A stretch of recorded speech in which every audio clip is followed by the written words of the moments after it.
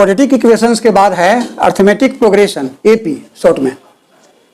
इसमें पहला nth term of an AP, AP का nवां पद। तो इसमें आपको हम चर्चा करेंगे nth टर्म Tn बराबर a plus n minus 1 into D. किसी एपी के nth टर्म के लिए यही फॉर्मूला है जिसे कि सवाल बनाया जाता है। फिर इसमें आप को पढ़ना है sum to n terms of an AP, sum to n terms of an AP, AP के n पदों का योग। इसके लिए सिंबल है कैपिटल SN, SN मतलब सम टू n टर्म्स। तो n टर्म के सम के लिए फॉर्मूला है n/2 into 2a plus n minus 1 into D. इसमें a डिनोट करता है फर्स्ट टर्म, d डिनोट करता है common difference, n number of terms और SN क्या हुआ सम टू n टर्म्स। तो एपी के अंदर यही दो चीज मुख्य रूप से आपको पढ़ना है जो मैंने बताया, nth term of an AP और दूसरा sum to n terms of an AP. तो अलजेब्रा में क्या क्या पढ़ना है मैं सारी चर्चा कर दी। अब उसके बाद तीसरा है कोऑर्डिनेट ज्योमेट्री, हिंदी में कहते हैं नियामक ज्यामिति। तो इसमें पहला है डिस्टेंस फार्मूला, आप देख रहे हैं दूरी सूत्र। इसमें दो पॉइंट्स के बीच का डिस्टेंस निकालने के लिए हम लोग सूत्र प्राप्त करते हैं जिसे कहते हैं डिस्टेंस फार्मूला। दूसरा है सेक्शन फार्मूला, हिंदी में काट सूत्र। इसमें क्या है दो पॉइंट्स के बीच की जो दूरी है उसको कोई एक पॉइंट दो हिस्से में बांटता है। यदि वह पॉइंट दोनों बिंदुओं के बीच को जो मिलाने वाला लाइन है उसको m और n के रेशियो में डिवाइड करता है तो या तो इंटरनली डिवाइड करेगा या एक्सटर्नली, अंतर रूप से या बाह्य रूप से। आप पढ़ेंगे जब बताएंगे इस लेसन को तो डिटेल्स में बताएंगे। तो कोई एक पॉइंट दो दिए गए पॉइंट्स के बीच को मिलाने वाला जो लाइन सेगमेंट है उसको यदि m और n के अनुपात में डिवाइड करता है या तो इंटरनली या एक्सटर्नली, तो डिवाइड करने वाला जो पॉइंट है उसका कोऑर्डिनेट्स हम निकालते हैं, उसी को कहते हैं सेक्शन फार्मूला। तो सेक्शन फार्मूला के अंतर्गत दो सूत्र आते हैं, पहला section formula for internal division और दूसरा आता है section formula for external division. तो डिटेल्स में मैं पढ़ाऊंगा, तो आप समझ गए सेक्शन फार्मूला क्या है। तीसरा है एरिया ऑफ ए ट्रायंगल। ये क्या है, इसमें हम लोग किसी ट्रायंगल के एरिया यानी क्षेत्रफल के लिए एक फार्मूला प्राप्त करेंगे। इसके बाद हम टॉपिक नंबर 4 पर आए। इस टॉपिक में ज्योमेट्री, हिंदी में ज्यामिति या रेखा गणित। तो ज्योमेट्री के अंतर्गत कुछ लेसन्स हैं जिसका हम जिक्र करेंगे। पहला सिमिलर ट्रायंगल्स, समरूप त्रिभुज, सिमिलर ट्रायंगल्स। इसमें हम लोग पढ़ेंगे कि दो ट्रायंगल सिमिलर होता है, इसका क्या अर्थ है, इसके बारे में बताएंगे। सिमिलर ट्रायंगल्स पर एक थेल्स का प्रमेय है जिसे कहते हैं थेल्स थ्योरम, बहुत ही परीक्षा के लिए इंपॉर्टेंट है। तो थेल्स थ्योरम की चर्चा करेंगे पढ़ाते समय। फिर थेल्स थ्योरम पर बेस्ड इंपॉर्टेंट प्रॉब्लम्स को भी बताएंगे विथ प्रूफ, प्रमाण के साथ। इसके बाद आइए सेकंड में देखिए criteria for similarity, criteria for similarity of triangles. इसका अर्थ क्या हुआ, त्रिभुजों की समरूपता के कुछ क्राइटेरिया। क्राइटेरिया का मतलब दो ट्रायंगल्स आपस में यदि एक दूसरे के सिमिलर हैं, समरूप हैं, तो दो त्रिभुजों के समरूप होने के लिए कुछ शर्तें होती हैं, कुछ कंडीशंस होते हैं। उसी कंडीशंस को हम क्राइटेरिया कहते हैं। तो हम लोग पढ़ेंगे बाद में डिटेल में what are the criterias for similarity of two triangles. तो सिमिलरिटी ऑफ ट्रायंगल्स के क्राइटेरिया के बारे में हम लोग पढ़ेंगे। इस पर भी कुछ थ्योरम्स है प्रॉब्लम्स हैं जिसकी चर्चा होगी। तीसरा है एरिया ऑफ सिमिलर ट्रायंगल्स। ये क्या है? दो सिमिलर ट्रायंगल्स के एरिया से संबंधित थ्योरम्स की चर्चा होगी। इसके बाद है चौथा पाइथागोरस का थ्योरम। यह है राइट एंगल ट्रायंगल के लिए, समकोण त्रिभुज के लिए। आप जानते हैं किसी भी राइट एंगल ट्रायंगल में हाइपोटेन्यूज यानी कर्ण का स्क्वायर बराबर होता है बेस यानी आधार का स्क्वायर प्लस परपेंडिकुलर यानी लंब का स्क्वायर। तो कर्ण स्क्वायर बराबर आधार स्क्वायर प्लस लंब स्क्वायर आप जानते हैं, जिसे कहते हैं पाइथागोरस थ्योरम। तो इसमें हम लोग पाइथागोरस थ्योरम जो मैंने बताया उसका प्रूफ करेंगे और उस पर बेस्ट प्रॉब्लम्स की भी चर्चा करेंगे। नंबर 5 में है सर्किल्स यानी वृत्त अध्याय। तो क्लास 10 में सर्किल में केवल एक ही लेसन है पढ़ना, tangent to a circle. Class 9 में भी आप सर्किल चैप्टर को पढ़े होंगे, लेकिन यहाँ सर्किल में केवल पढ़ना है सर्किल पर टेंजेंट के बारे में। तो सर्किल पर टेंजेंट के संबंधित कुछ थ्योरम्स आपको इसमें मिलेंगे जिसकी चर्चा होगी। उसके बाद 6 में आप देख रहे हैं ज्योमेट्रिकल कंस्ट्रक्शन है। ये क्या है? इसमें प्रॉब्लम को हल नहीं करना है, बल्कि प्रकार बक्स की मदद से हम कुछ ज्योमेट्रिकल कंस्ट्रक्शंस करते हैं। तो मैं ज्योमेट्रिकल कंस्ट्रक्शंस भी आपको सिखाऊंगा जो परीक्षा में आती है। अब आप टॉपिक नंबर 5 को देखें। इस टॉपिक में ट्रिग्नोमेट्री पढ़ना है। ट्रिग्नोमेट्री में आपको पहले ट्रिग्नोमेट्रिक रेशियो के बारे में पढ़ना है। ट्रिग्नोमेट्रिक रेशियो क्या है? जैसे sine theta, cos theta, tan theta का जो वैल्यूज पढ़ते हैं, तो वही साइन, कॉस, टेन etc यही कहलाते हैं ट्रिग्नोमेट्रिक रेशियोज। तो ट्रिग्नोमेट्रिक रेशियो में यही सब रेशियो का जिक्र होगा, फिर इस पर प्रॉब्लम्स पढ़ेंगे। इसके बाद है टी रेशियोज वैल्यूज। ये क्या है?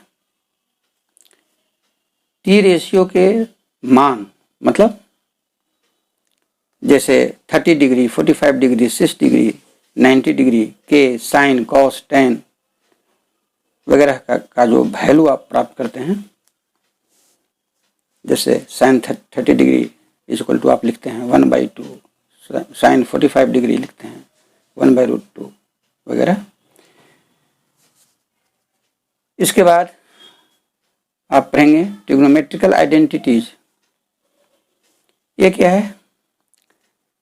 तो यह है कुछ ट्रिग्नोमेट्रिकल आइडेंटिटीज, जैसे एग्जाम्पल मैं देता हूँ, sine square theta plus cos square theta is equal to 1।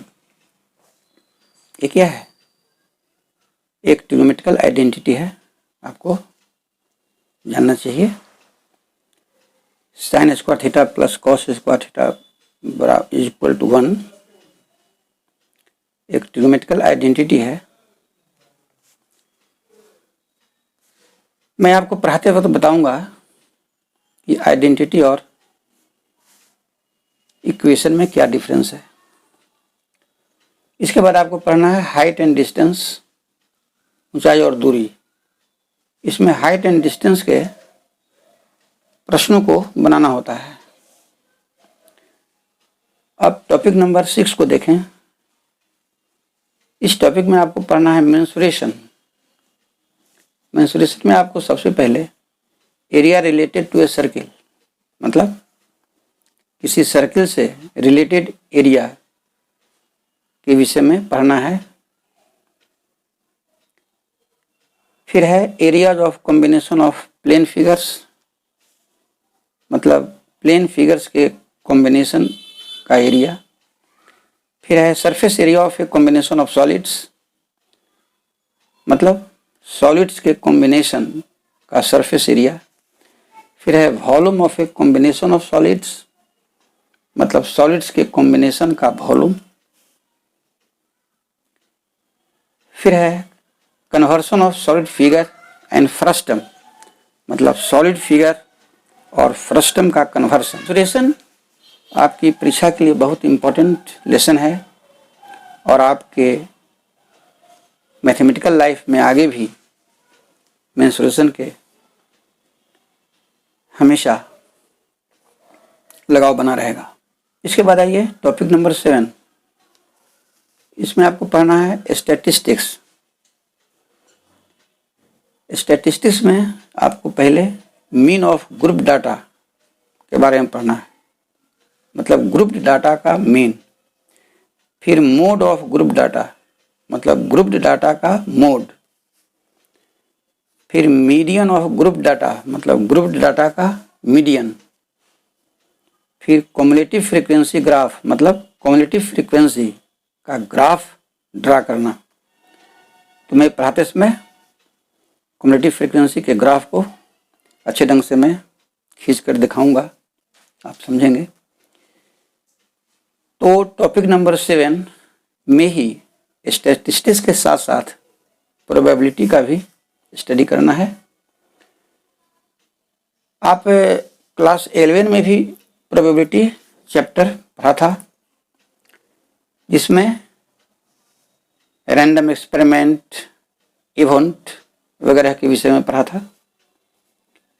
आपको क्लास 12 में प्रोबेबिलिटी में सबसे पहले classical definition of probability of an event E पढ़ना है, जिसका मतलब किसी इवेंट ई के प्रोबेबिलिटी का क्लासिकल डिफिनीशन क्या है, इसे जानना है। फिर रैंडम एक्सपेरिमेंट क्या है। फिर आपको पढ़ना है number of all possible outcomes in a random experiment,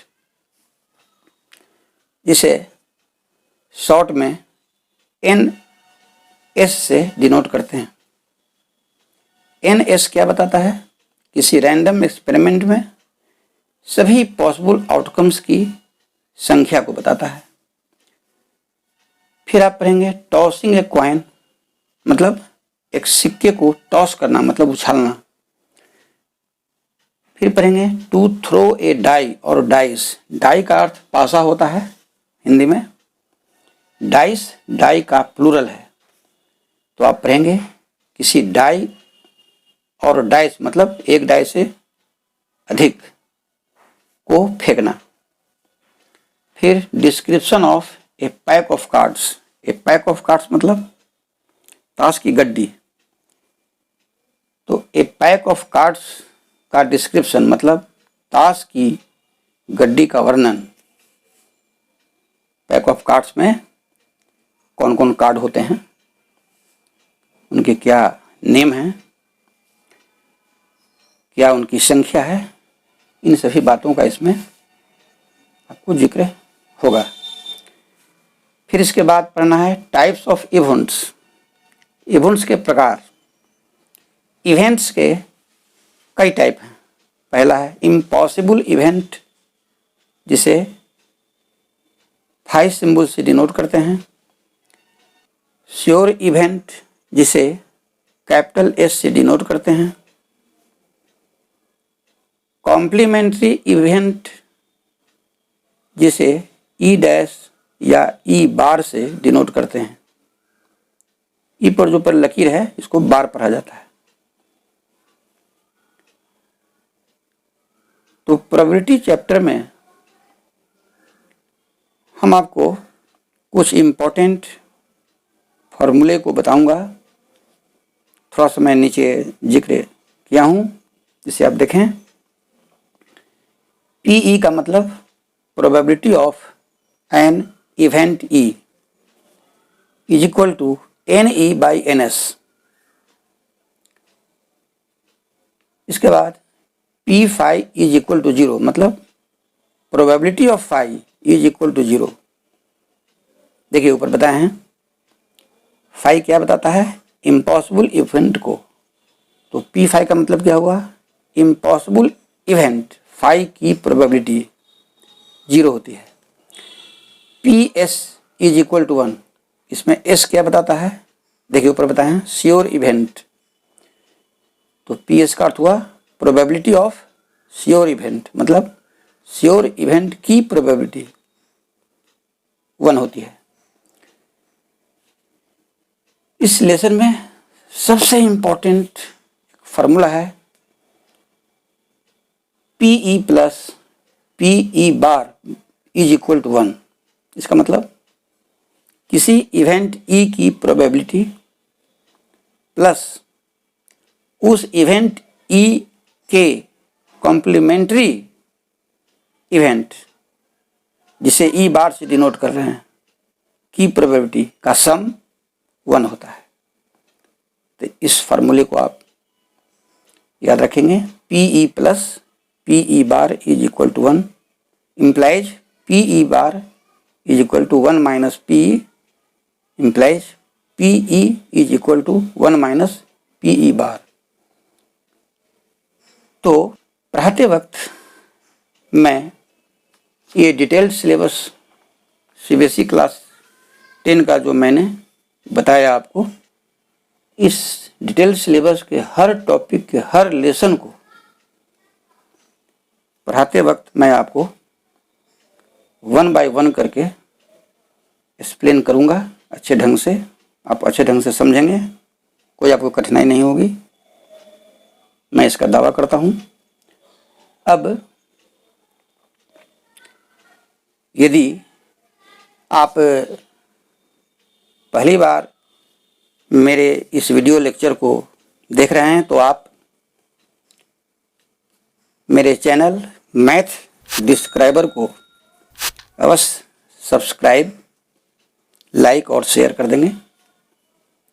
फिर अगले वीडियोज में मैं आपके लिए इस डिटेल्ड सिलेबस के हर टॉपिक हर लेसन को मैं काफ़ी अच्छे ढंग से डील करूँगा।